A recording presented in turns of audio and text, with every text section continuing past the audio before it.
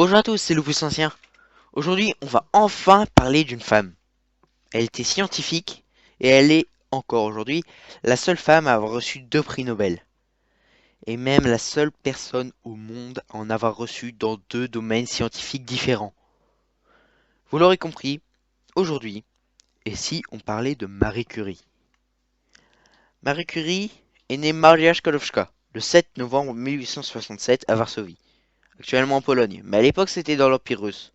Vous savez, avec les tsars, avant le RSS.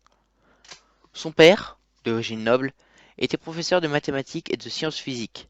Sa mère, quant à elle, était institutrice. Marie est la plus jeune de sa famille. Elle a 3 sœurs et un frère, toutes et tous plus âgés qu'elle. Entre 1876 et 1878, elle perd sa sœur aînée et sa mère, la première du typhus, la seconde de la tuberculose. Elle se réfugie donc dans les études où elle excelle, dans toutes les matières. Elle rejoint l'Université volante, qui vise à éduquer les populations polonaises sous le joug du tsar. En 1891, elle part étudier à Paris. Elle s'inscrit pour des études de physique à la faculté des sciences de Paris, où il y a, en tout, 776 élèves, dont seulement 27 femmes. Et dans cette minorité en existe une autre. Elles ne sont que 7 femmes étrangères, et pas toutes de la même nationalité. Imaginez le choc que cela a dû être pour Marie. En 1892, elle suit les cours des physiciens Edmond Bouty et Gabriel Lippmann, futurs prix Nobel, dont nous reparlerons un peu plus tard, ainsi que des mathématiciens Paul Pinlevé et Paul Apple. Fallait pas avoir cours avec eux avant les repas, hein. Pinlevé, Apple. Bon, ok, je continue. En 1893, elle obtient sa licence en physique, en étant première de sa promotion. Elle obtient une bourse d'études et continue ses études à Paris. L'année suivante, elle obtient sa licence en sciences mathématiques. Deuxième. En 1894, elle rejoint le laboratoire de Lippmann. Si, vous savez, le futur prix Nobel. Elle rencontre le professeur Joseph Kowalski. Il lui parle de Pierre Curie, le chef des travaux de physique à l'école municipale de physique et de chimie. Il les fait se rencontrer lors d'une soirée. Par la suite, elle rejoindra le laboratoire de Pierre. Durant cette collaboration, les deux scientifiques se rapprochent. En 1895, Marie rentre à Varsovie, mais est rappelée à Paris par Pierre dans le but de vivre ensemble. Le mariage a lieu le 26 juillet 1895. En 1897, elle donne naissance à leur premier enfant, la scientifique Irène. En 1897, cherchant un sujet de thèse, Marie se concentrera sur les rayonnements qui ont été découverts 2 ans plus tôt. Elle travaille sur l'uranium et découvre que le thorium aussi émet ce que l'on appelait à l'époque des rayonnements uraniques. Elle découvre que les rayons de Becquerel sont une propriété non pas chimique, mais bien atomique. Ses travaux sont présentés en 1898 par Lippmann. Dans la suite de l'année, elle obtint le prix Geiger, qu'elle eut encore en 1900 et en 1902. Son mari la rejoint dans ses études sur la radioactivité la même année. En juillet 1898, Marie et Pierre étudient la composition du pechblende découvert par Marie. Ils découvrirent 2 nouveaux matériaux, le polonium, nom rappelant le pays d'origine de Marie, la Pologne, ainsi que, en décembre, le radium. En 1902, elle soutint sa thèse devant la faculté des sciences de l'Université de Paris. Elle obtint la mention très honorable, ce qui est quand même pas mal. En 1903, elle devint la première femme lauréate du prix Davy. Et dans la même année, elle donna naissance à une seconde fille, Ève. Elle obtint en 1903 le prix Nobel de physique avec son mari, Pierre, et Henri Becquerel. Elle devint la première femme à obtenir un prix Nobel. Cependant, à l'origine, les membres du comité Nobel ne voulaient pas décerner les mérites d'une découverte scientifique à une femme.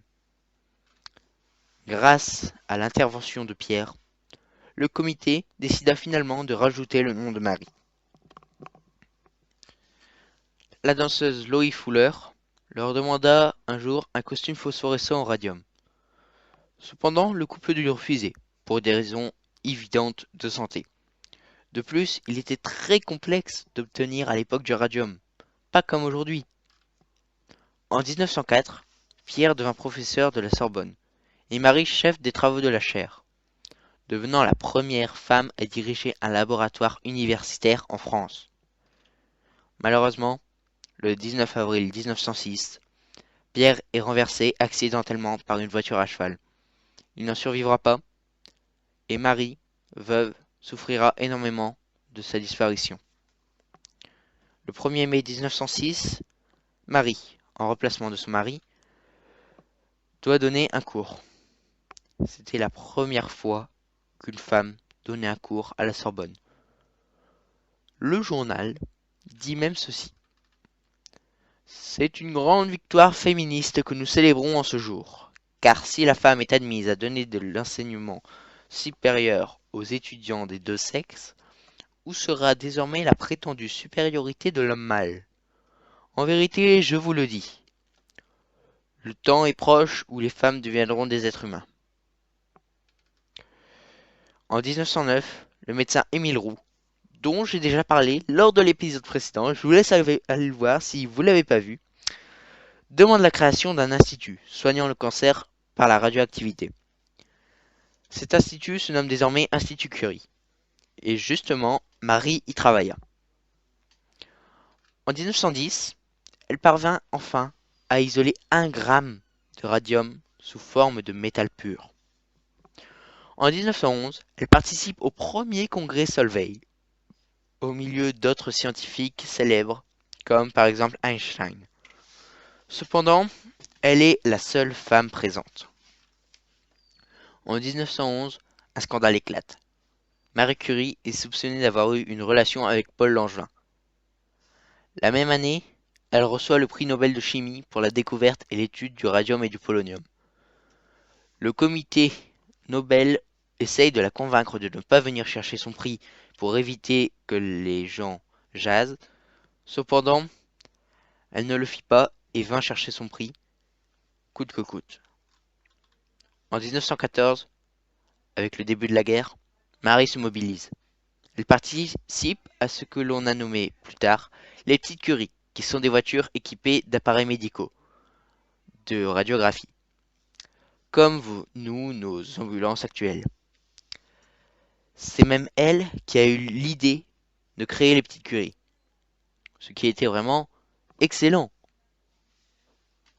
En 1916, elle obtint son permis de conduire et partit souvent sur le front avec sa fille Reine procéder à des radiographies. À la fin de la guerre, Marie peut enfin prendre son poste à l'Institut contre le cancer. Sa fille sera son assistante. Elle reçut la Légion d'honneur, mais la refusa. En effet, elle l'a reçue uniquement pour la création des petites Curies et l'effort de guerre. En 1921, elle est appelée aux États-Unis. Les femmes américaines ont organisé une collecte afin que Marie puisse acheter du radium pour l'Institut. Par la suite, elle fut très sollicitée et s'engagea par exemple aux côtés d'Einstein pour la Commission internationale de coopération intellectuelle. En 1934, Marie mourut à l'âge de 66 ans.